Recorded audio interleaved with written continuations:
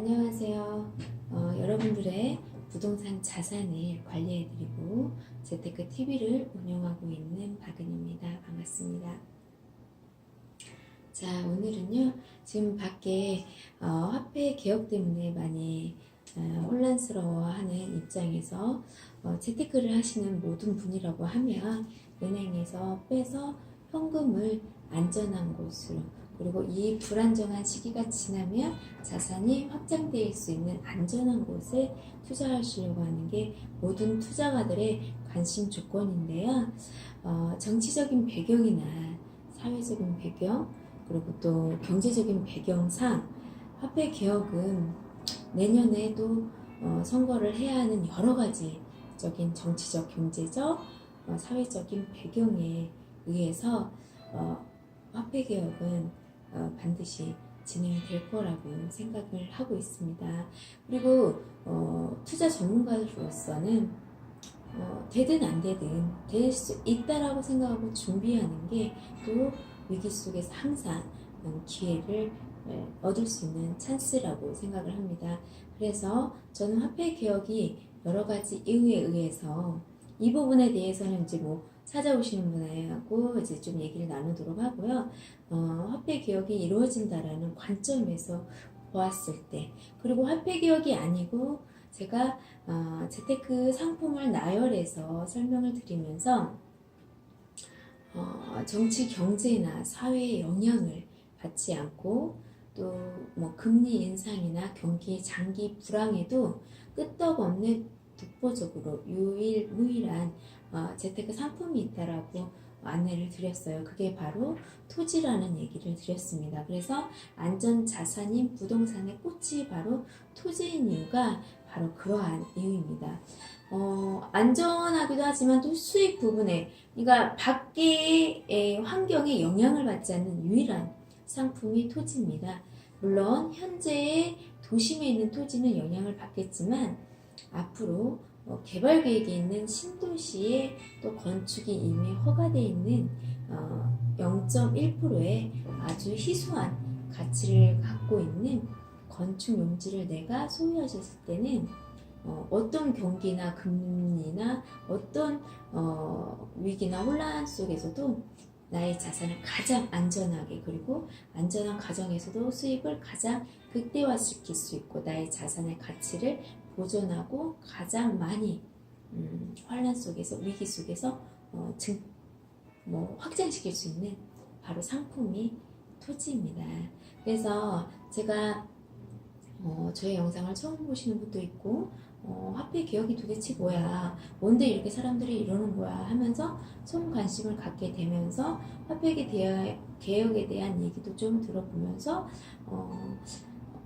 우연이라도 들어도 화폐 개혁이 되면 이러이러한 일들이 있고 결론은 안전한 부동산으로, 그것도 토지로 하는구나, 그 이유에 대해서 좀 설명을 드리고, 기타 많은 분들이 또 물어보세요.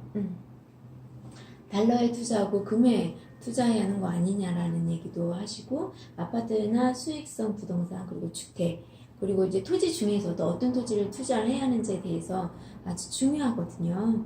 근데 달러나 금 같은 경우는 이 화폐 개혁이 이루어지게 됐을 때 최소 혼란기는 최소 5년에서 길게는 10년, 조금 10년을 더 갈 수도 있는 그 정도의 사회적인 정치 경제에 영향을 미치는 문제인데요. 그러면 나의 돈을, 내가 열심히 모은 이 종잣돈을 가장 안전하게 5년에서 10년 동안 놓았을 때 꾸준히 상승을 할 수 있고 또 안전할, 5년, 10년 후에도 안전한 것이 과연 어떤 상품이냐는 거죠. 근데 잘 아시다시피 지금 화폐 개혁이 되면서 되게 많은 사람이 부동산을 투자를 하는데, 제가 저번 시간에도 얘기를 드렸죠. 지금 그동안 팔리지 않던 LH, 4년, 5년 동안 나가지 않던 미분양이 다 강남 부분이 특히나 이렇게 매매가 될 정도로 물건이 없을 정도로 다 거래가 됐고, 또 아파트도 강남권에 있는 아파트들이 다 거래가 안 되던 것들이 거래가 되고 된 상황이에요. 그래서 화폐 개혁을 피해서 이 혼란기를 피해서 안전하게 자산을 옮긴다고 했는데 오히려 더 안 좋은 시장에 옮기는 경우들을 지금 사례를 제가 너무 많이 접하고 있어서 그래서 이 시간 한번 마련해 보게 된 겁니다. 결론은 그렇습니다. 달러도 아니고요. 금도 아니고 5년 동안 최소 5년 동안 보관을 했을 때 달러나 금은 팔고 사고 하는 그 과정에서 사실상 큰 의미가 없다는 거죠. 수익 부분에 대해서. 그래서 재테크 상품으로 안전한 것만 선택하는 게 아니라 수익 부분에서도 달러와 금 투자는 안 하는 게 낫다라는 얘기를 드리는 거고, 물론 아파트나 수익성 부동산, 주택 뭐 이런 부분도 여러분도 잘 아시겠지만 이미 부동산 시장은 포화이잖아요. 과잉인 상태예요. 오늘도 저희가 뉴스를 봤는데 청주 쪽인가요? 청주 쪽에 분양이 100%가 안 됐대요. 미분양이. 그렇게 심각한데 이 화폐 개혁을 통해서 그래도 부동산이 안전하다고 그 포화된 시장을 다시 투자한다라는 거는 여러분 좀 신중하게 생각하셔야 하지 않을까. 투자의 원칙은 희소성입니다. 정말 희소성인데 이렇게 포화된 시장 지금 뭐 피하려다가 뭘 만나는 격이 될 수 있기 때문에 정말 여러분한테 간절하게 얘기합니다. 지금 나라도 정치인들도 우리 국민 따위는 관심이 없습니다. 정말 우리가 정말 공부해서 우리 자신을 지켜야 할 때입니다. 그래서 너무나 서글프고 너무나 가슴이 아픈 때인데요. 우리가 IMF 때도 정말 한번 정말 전 국민이 너무 뼈아픈 고통을 다 받았잖아요.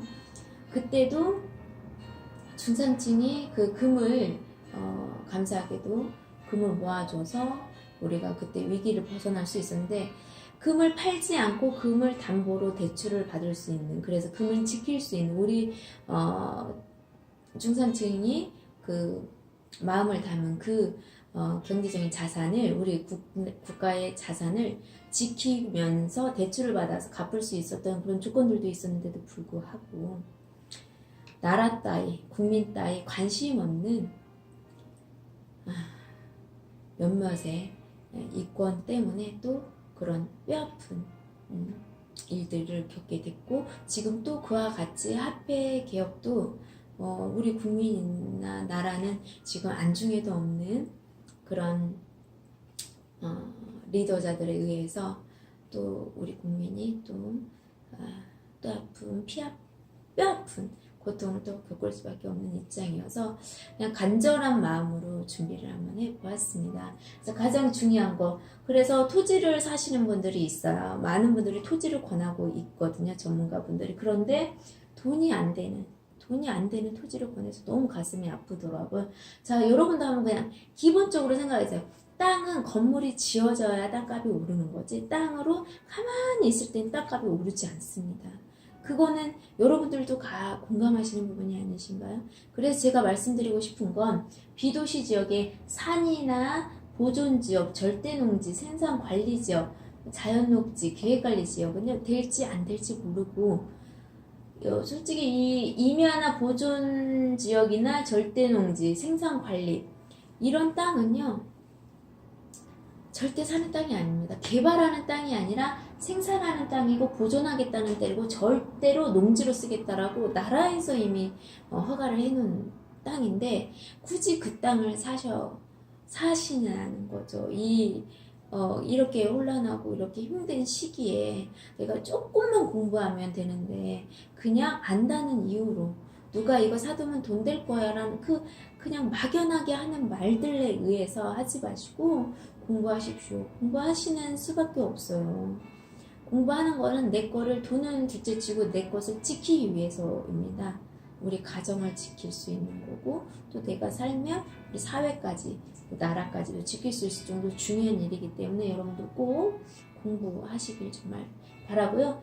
그래서 결론은 뭐냐, 고층 건물을 질 수 있는 땅을 사시라는 거죠. 왜? 만에 하나 개발이 안 된다 해도 건물 짓는 땅은 법적으로 건축 허가가 나기 때문에 건물을 지면 돼요.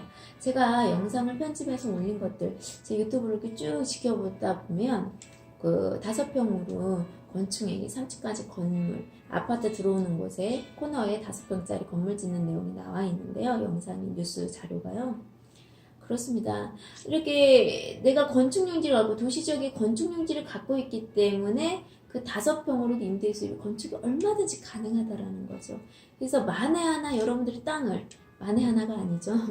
여러분들이 반드시 부동산에 투자를 해야겠다 하면 땅을 선택해야 하고 그 땅 중에서도 바로 고층으로 건물을 칠 수 있는 땅이어야 한다는 거죠.